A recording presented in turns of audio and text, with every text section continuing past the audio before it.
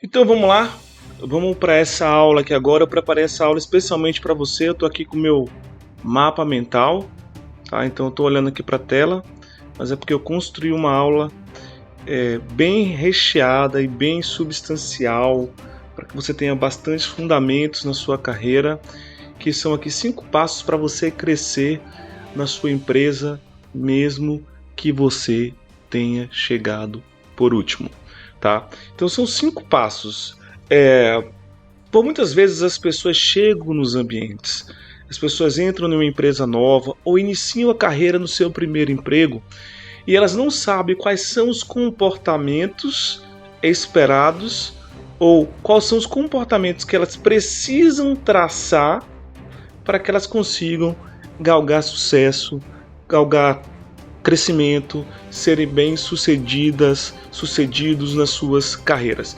E assim, todos nós temos uma necessidade intrínseca de crescimento.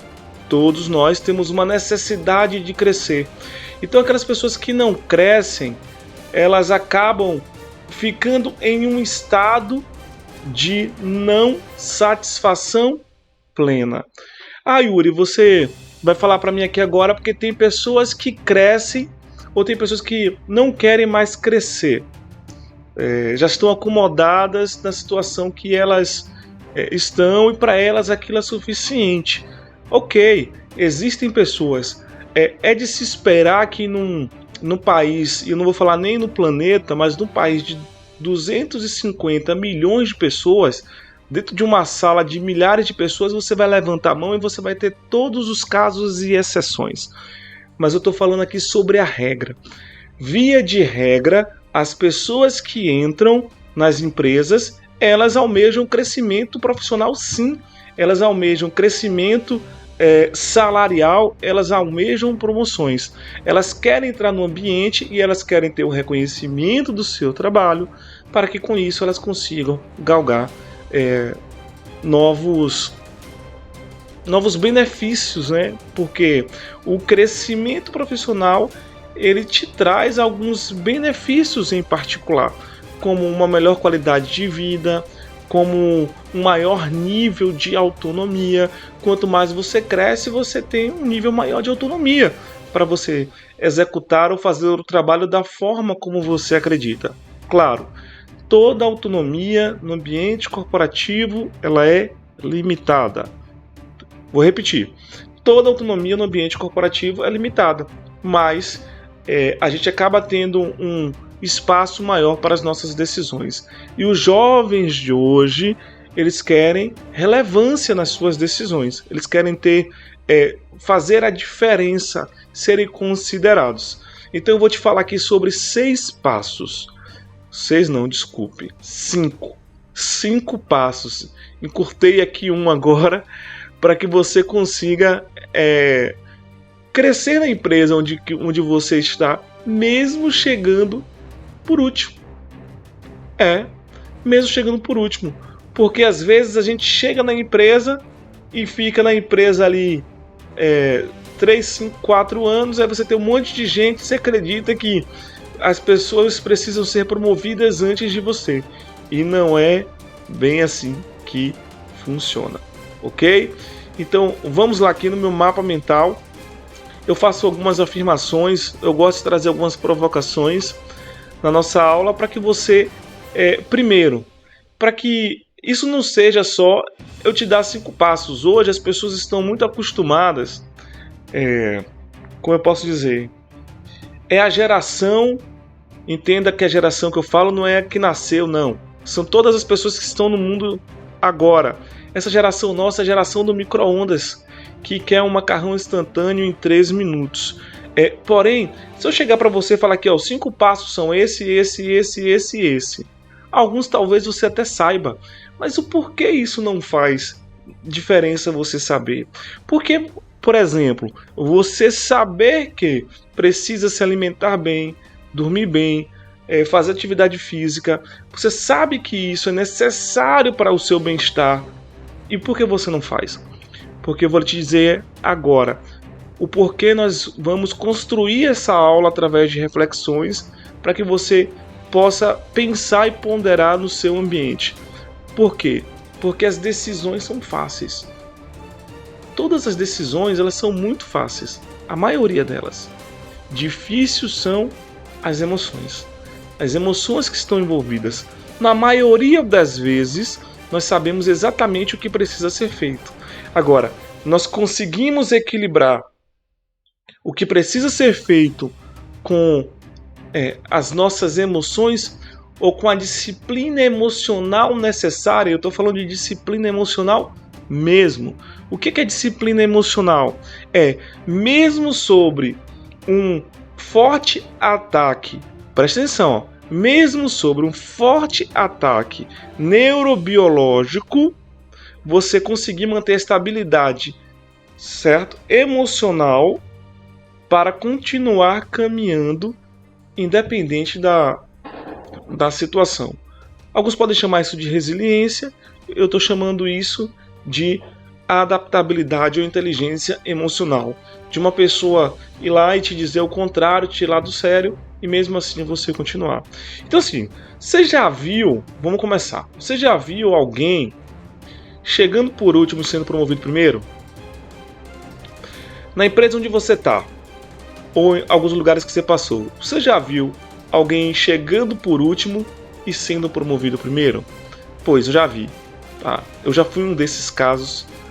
Por exemplo, é porque os outros colegas eles são ruins? É claro que não. É porque eles são incompetentes? É claro que não. Mas, claro, aqueles que são promovidos, eles têm características que, a maioria das vezes, não são as características técnicas, não é você entender profundamente sobre a sua área, tá? Tem competências que fazem com que essas pessoas sejam promovidas. Por muitas vezes são soft skills, são habilidades e valores. É isso que faz aquelas pessoas serem promovidas. Agora, eu vou te falar quais são as qualidades de quem chega por último e é promovido nessa aula. Ok? Então assim, quais são os motivos que algumas pessoas são promovidas na frente das outras? Então vamos lá. Primeiro, será porque elas são mais habilidosas? A gente viu que não está ligado só a habilidade a conhecimento técnico. Será porque elas trabalham mais horas do que já estão? Então, as pessoas trabalham 8 horas, ela chega a trabalhar 9 e por isso ela é promovida? É porque ela puxa o saco do chefe? Ou porque elas são mais proativas? E eu não estou falando aqui de produtividade, eu estou falando de proatividade. Em nenhum momento agora eu falei de produtividades. Então assim, quais são os motivos que elas são promovidas? Então eu vou te dar duas hipóteses, tá? Duas hipóteses. Então primeiro, ela tem o que eu chamo de visão. Visão, ela é conseguir olhar, enxergar exatamente aquilo que ela quer e com base nisso, ela seguir um caminho, uma trilha até alcançar o seu objetivo. E o que é a visão? A visão é eu só olhar e pronto, Yuri? Claro que não. Então entenda, a visão é o que eu estou chamando aqui, ó, é comportamentos congruentes, constância e valores semelhantes com as do seu líder. Uma pessoa que ela chega para ser promovida e ela tem visão, e é claro que tem coisas que bate, não é uma questão de modulação, de eu me modular. Ela tem, primeiro, a constância. Então não adianta ela ter um pico, descer, ter um pico, descer, ter um pico, descer. Então ela mantém uma constância. Ela tem comportamentos congruentes, que são os comportamentos esperados pela sua liderança ou no lugar onde ela está. E ela tem valores semelhantes, seja com o seu gestor, é claro, ou na organização que está. Então, se a organização ela tem um valor muito forte de relacionamento, ela tem valores semelhantes com os valores de relacionamento. E tem visão e tem presença. Não adianta uma coisa andar com a outra. O que é a presença, Yuri? A presença é a junção da disposição e da disponibilidade. Então, não adianta eu ter toda a disposição do mundo e toda vez que alguém precisar de você, ou seu líder precisar de você, você não estar disponível. Não adianta você ter toda a disponibilidade do mundo, toda vez que o seu líder lhe buscar, precisar de você, a empresa precisar de você, você ter essa disponibilidade, mas todas as vezes você não tem a disposição necessária. Então você vai reclamando, você vai resmungando, com uma cara de que não queria estar ali. Então o sentimento, o sentido de presença, ele é a junção da disposição e da disponibilidade. E aí eu vou te contar uma história que aconteceu comigo, para poder também ilustrar aqui algo que você precisa ter muita atenção. Então assim, eu era gestor de recursos humanos, eu sou gestor de recursos humanos, mas estou falando de da antiga empresa. Eu estava gerenciando lá meu setor, bacana, fazendo todas as ações de pessoas que nós tínhamos os guidelines, as recomendações corporativas para seguir, avaliação de desempenho, enfim, tudo o que é inerente à área de recursos humanos. E aí tinha reuniões gerenciais, e isso eu estou falando dos gerentes gerais da fábrica. Eu trabalhava numa fábrica onde se juntavam todos aqueles gerentes em uma determinada planta. E acontecia que o RH daquela unidade acabava apresentando algumas coisas, a área de qualidade apresentava, eles tinham uma reunião de negócios.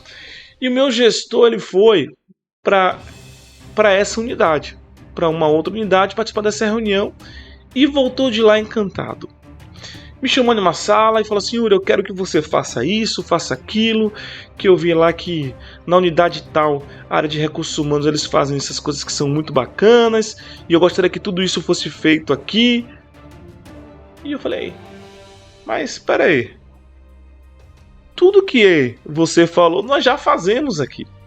Não tem nada que você falou que já não seja realizado, então nós fazemos isso aqui. E acredite nisso, ele olhou para mim e ele falou essas palavras. Isso ficou uma lição de vida para mim. Galinha que não cacareja vai para panela. Galinha que não cacareja vai para panela. Eu fazia tudo aquilo, mas eu não demonstrava aquilo de nenhuma forma.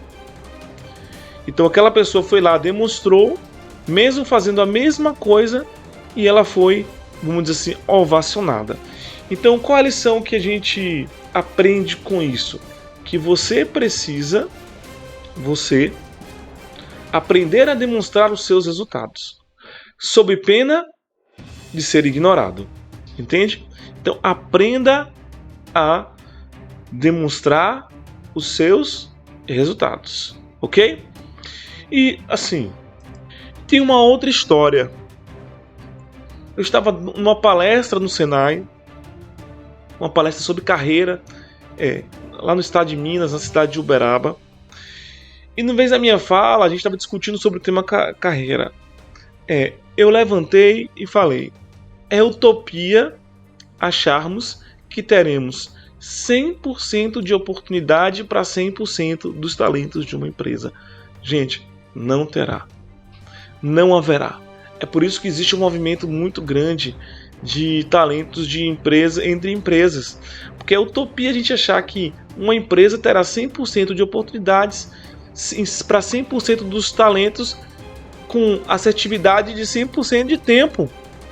Então por isso que eu estou te dizendo, você precisa fazer a autogestão da sua carreira.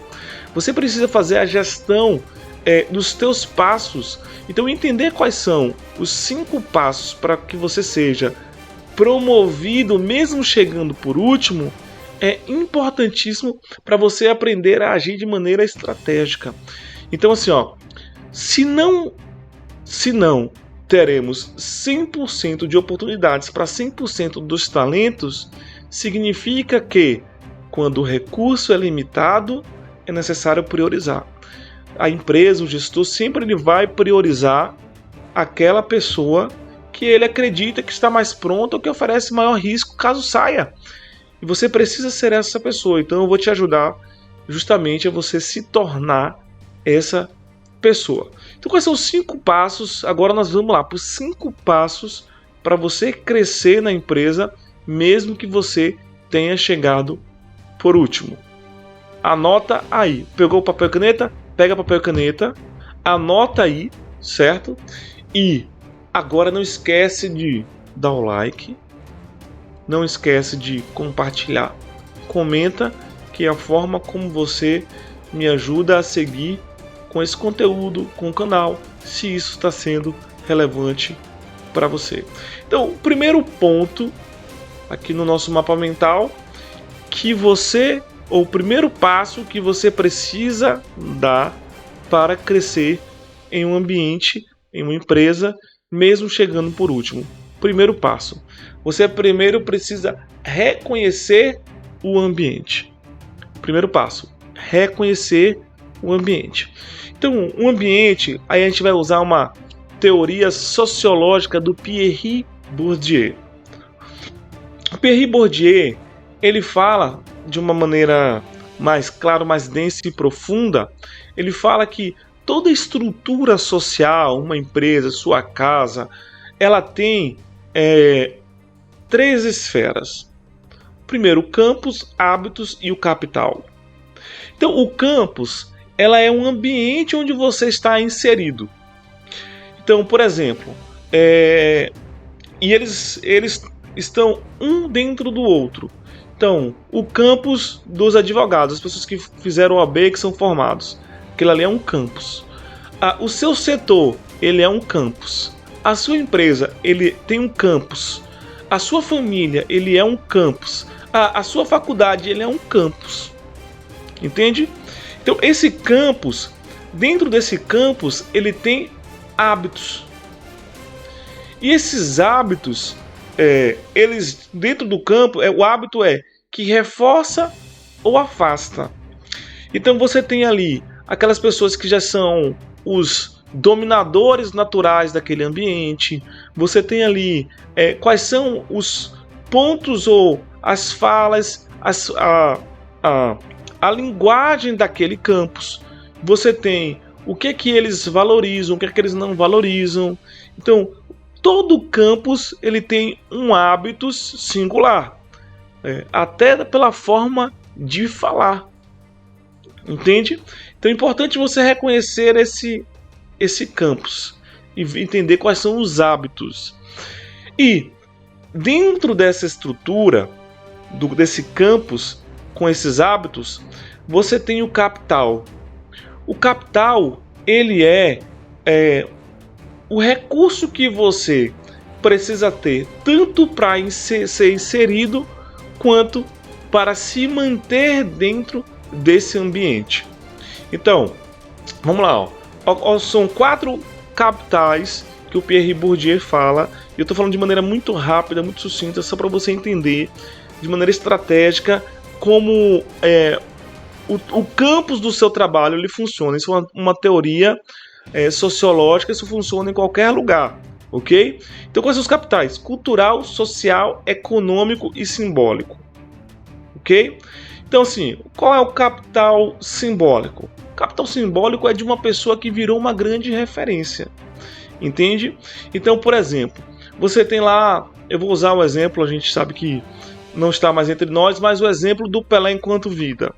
Por mais que o Pelé não jogasse bola, mas, sabe, já há muito tempo, ele tinha um capital simbólico. O fato dele ser uma referência, ter sido o Pelé, faz com que ele possa entrar em qualquer ambiente futebolístico, tá?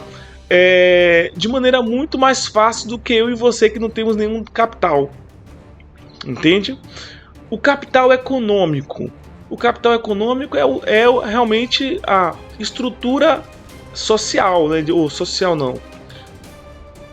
O capital econômico é realmente o potencial financeiro. Você sabe, existem determinados campos que só entra quem tem dinheiro. Existem determinados campos que só se mantém quem tem dinheiro, acredite. Mas existem outros ambientes, outro campos que não é necessário isso, tá? Existem o capital social, que ele vai de quem são as pessoas que você está conectada, quem são as pessoas que você conhece. Então, às vezes, você consegue entrar em um determinado ambiente e ser bem aceito ali porque você é amigo de ciclano. Entende? E existe o capital cultural. Que o capital cultural é realmente o saber, o quanto você conhece. E aí dentro de uma empresa a gente pode colocar assim, aquela pessoa que é reconhecida pelo fato dela entender muito sobre o negócio, dela saber muito a atividade dela, de ela ser um expert. Então, dentro do ambiente onde você está inserido, que é o primeiro passo, reconhecer o ambiente, você precisa identificar quais são os hábitos do seu campus e qual é o capital necessário exigido. Ah, Yuri, mas se for o capital econômico e eu não tiver dinheiro? Dificilmente, dentro ali do ambiente profissional, do campus profissional do trabalho, é necessário, dificilmente, eles vão exigir um capital econômico para que se mantenha naquele lugar. Geralmente é um capital, na maioria das vezes, é um capital cultural ou social. O capital econômico, talvez, seja para você ter uma relação fora do trabalho, como na faculdade. O que é exigido em uma faculdade para que a pessoa seja bem vista, ou as pessoas queiram estar perto e tudo mais? O que é reconhecido dentro da academia? Não é o capital econômico, é o capital cultural, ok? Então, quando a gente fala de reconhecer o ambiente e fala da empresa, tenha muita atenção ao capital social e capital cultural, ao network e ao quanto você sabe e consegue contribuir para o negócio. Segundo passo. O segundo passo é demonstrar suas capacidades. Segundo passo para que você possa crescer, mesmo chegando na empresa por último, é você aprender a demonstrar as suas capacidades. E como é que você demonstra as suas capacidades? Através de conhecimento, competência e coerência, ok? Então, qual é o conhecimento? É o expertise teórico, certo? Que é necessário. Qual é a competência aqui que eu estou traduzindo? Como saber prático. Eu tenho conhecimento, mas na hora que aparece uma dificuldade para se resolver, eu tenho que ter o pragmatismo, saber demonstrar isso. E a coerência é o bom senso, porque nem sempre a decisão mais correta, a decisão mais justa, é a decisão que é necessária para aquele momento. E entenda que eu vou deixar bem claro para que você não fique com dúvidas quando eu falei que nem sempre a decisão mais justa é a melhor decisão. Eu estava assistindo eu não me lembro o que foi, mas um rapaz estava falando que um juiz de direito ele falou assim, ó, a lei ela não funciona, não serve para que seja feita justiça. E aí você vai tomar um choque de realidade agora, né? Mas a lei não é para ser justa? Entenda o que eu quero dizer. É claro que a lei ela tem como fundamento estabelecer a justiça através dos fatos. Mas, a depender do fato, se for um fato interpretativo, não for um fato objetivo, for um fato subjetivo, sempre alguém de um lado vai se sentir menos ou mais favorecido do que o outro. Entende? Aquele que for beneficiado, ele vai se sentir bem, e aquele que não for beneficiado na situação não se sentirá tão bem, porque nem tudo é certo ou errado, bom ou ruim. A lei ela serve para que a gente consiga conviver em sociedade. Então, isso também eu tomei um choque quando eu assisti isso, quando eu vi isso a primeira vez. Porque para mim fez muito sentido. Porque muitas vezes você toma uma decisão que para você é a decisão mais justa e mais coerente possível, contudo, o outro lado ele não sai satisfeito, entende? Porque em algum momento ali em alguma esfera do seu consciente, ela acha que ela foi injustiçada.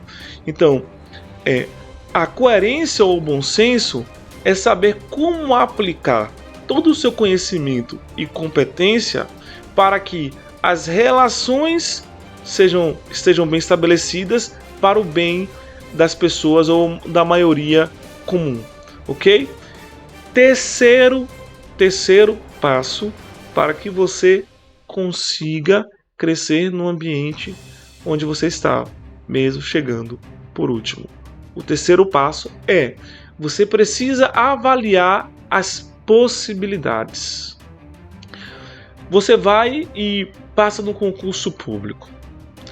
E esse concurso público é um daqueles concursos públicos que não tem como crescer, a não ser fazendo um outro concurso público.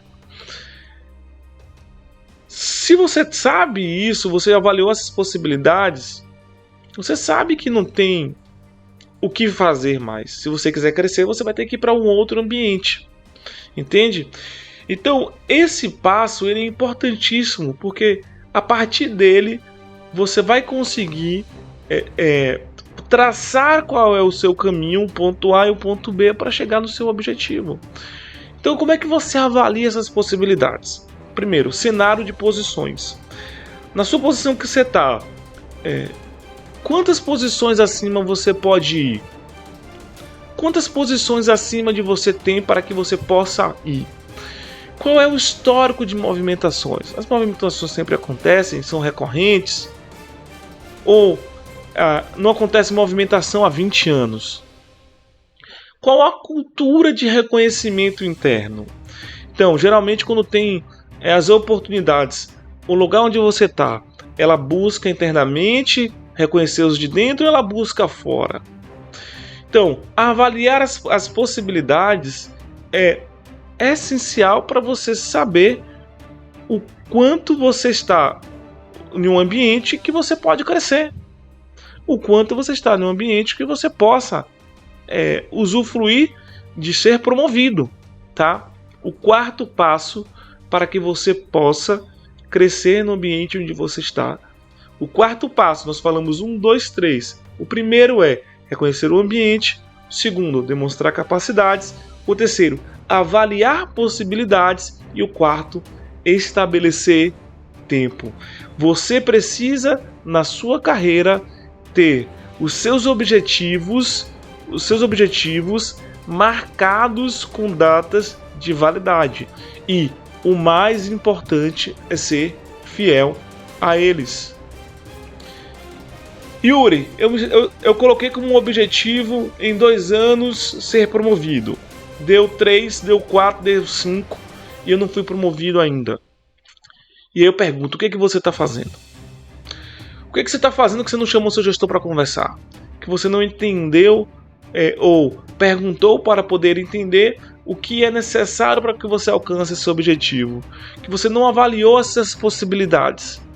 Porque, meu amigo, se você tem um tempo determinado para o teu crescimento, já passou muito esse tempo, você tem conversas difíceis, você chama, tchau, vai buscar crescimento em outro lugar. Vai buscar crescimento. Seja fiel aos seus objetivos. E o quinto passo para você crescer em um ambiente, mesmo chegando por último, você precisa alinhar expectativas. Isso mesmo, alinhar as suas expectativas. Então, na hora você tem que deixar claro, preste atenção, então você tem que deixar claro o que espera, o que você está esperando daquela organização e ouvir o feedback, prestar atenção e ouvir qual é o feedback da empresa relacionado a isso. De maneira muito clara, você precisa alinhar as suas expectativas. Esse é o quinto passo para você crescer no ambiente onde você está. Se você chega na empresa e você vê que não tem movimento de crescimento, esqueça. Esqueça. Ok? Vai buscar crescer em outro lugar. Se isso é muito relevante para você. Então, 5 passos para você crescer em um ambiente, mesmo que você tenha chegado por último. Primeiro, reconhecer o ambiente. Segundo, demonstrar as suas capacidades. Terceiro, avaliar as suas possibilidades. Quarto, determinar, estabelecer o tempo necessário. E 5, avaliar expectativa. Então é isso aí. Essa aula de hoje eu espero que você tenha gostado realmente. E entenda uma coisa, ó. Só tem o que quer quem sabe o que deseja, mas paga o preço por isso. E qual é o preço? O preço é de você ter ações congruentes, constância. Ações congruentes e constância. Precisa ter congruência de ações. Entende? Então, beleza, eu te espero na próxima aula, te vejo na próxima aula e show!